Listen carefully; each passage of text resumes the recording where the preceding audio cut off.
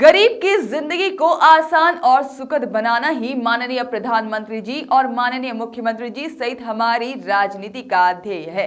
Street vendor योजना में 10,000 रुपए बिना ब्याज के कार्यशील पूंजी देकर हम गरीबों को आत्मनिर्भर बनाने के संकल्प को पूरा करेंगे। उक्त बातें स्कूल शिक्षा मंत्री इंदर सिंह परमार ने नगर परिषद अकोदिया में आयोजित आत्मनिर्भर भारत आत्मनिर्भर मध्य प्रदेश के तहत हाट ठेला वितरण कार्यक्रम में कही। कार्यक्रम नगर परिषद प्रांगण में रखा गया। इस अवसर पर जिला महामंत्री विजय बेस, नगर परिषद अकोदिया के पूर्व अध्यक्ष दौलत सिंह मंडलोई, शिव प्रताप जी मंडलोई, अकोदिया मंडल अध्यक्ष नरेंद्र यादव, नगर परिषद सीएमओ भगवान सिंह भिलाला, जगदीश सितारा, देवेंद्र मेवाड़ा, मनीष परमार, अनिल शर्मा, अरविंद परमार, सचिन शर्मा, अजय राठी, कमल मेवाड़ा सहित पार्टी के कार्यकर्ता सहित हितग्राही उपस्थित रहे।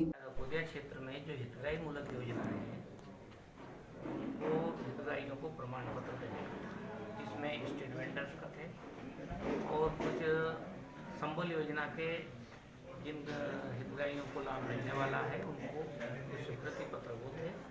साथ में आत्मनिर्भर भारत आत्मनिर्भर मध्य प्रदेश के तहत आत्मनिर्भर अकोदिया के संदर्भ में विधायक निधि से जो गरीब लोग हैं उनको हाट ठेला वितरण करने का काम था, उन हाट ठेलों का वितरण किया गया। भाई साहब, ये जो किसान आंदोलन चल रहा है इसको लेकर अभी तक कोई निष्कर्ष नहीं निकाल पा रहा है। किसान आंदोलन चल रहा है। किसान के कृषि जो कानून बने हैं, कृषि कानून किसानों के हित में है। कोई भी ये कहने के लिए तैयार नहीं है कि इन कानूनों में ये कमी है। इसका मतलब सीधा सीधा ये है कि उनको भारत के प्रधानमंत्री शक्तिशाली राष्ट्र निर्माण में काम में लगे हैं और इस आंदोलन के पीछे वो शक्तियां हैं जिन शक्तियों के पास 1 इंच जमीन नहीं है और वो उस आंदोलन की संचालन समिति में है। वो पीछे रह करके किसानों को उकसा रहे हैं। जिन राज्यों में पहले से एग्रीमेंट फार्मिंग है उन्हीं राज्यों में ज़्यादा लाभ लेने वाले किसान या आड़तीय इस कानून का विरोध कर रहे हैं, क्योंकि वो कानून पूरे देश भर में लागू होगा तो देश भर के किसानों को फायदा होगा। लेकिन वो पहले से कानून लागू है, उस कानून में और सुधार किया गया है। ऐसे कांग्रेस के घोषणा पत्र में 2019 के लोकसभा चुनाव के समय जो घोषणा पत्र था, उस घोषणा पत्र में उन्होंने लिखा है एपीएमसी को हम समाप्त करेंगे हमारी सरकार यदि देश में बनी तो। भारतीय जनता पार्टी की सरकार, नरेंद्र मोदी जी की सरकार ने उस कानून को समाप्त नहीं कर रहे। हमने केवल सुधार करा है और किसानों को और वैकल्पिक व्यवस्था दी है। मंडियों के अलावा भी किसान कहीं बेच सकते हैं, इससे कोई किसानों का नुकसान नहीं है। और फिर भी हमारी सरकार, हमारे प्रधानमंत्री, हमारे कृषि मंत्री खुले मन से किसानों के साथ बात करने के लिए तैयार है।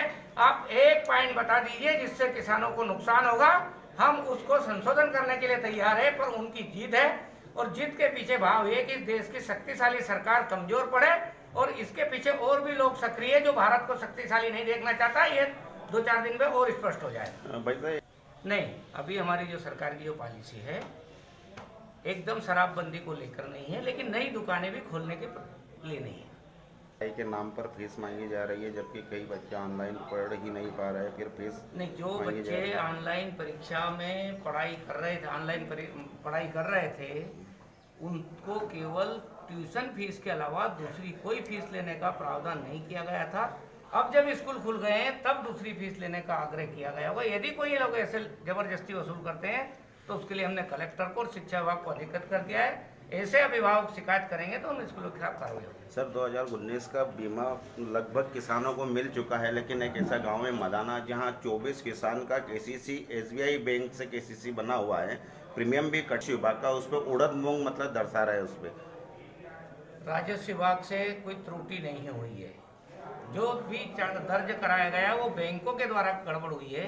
हम सब दूर और भी बैंकों में ऐसी गड़बड़ हुई है जिन बैंकों ने प्रीमियम किसान से ले ली है और बीमा कंपनी को प्रीमियम जमा नहीं की है, या वो पोर्टल पर नहीं आ रहा है।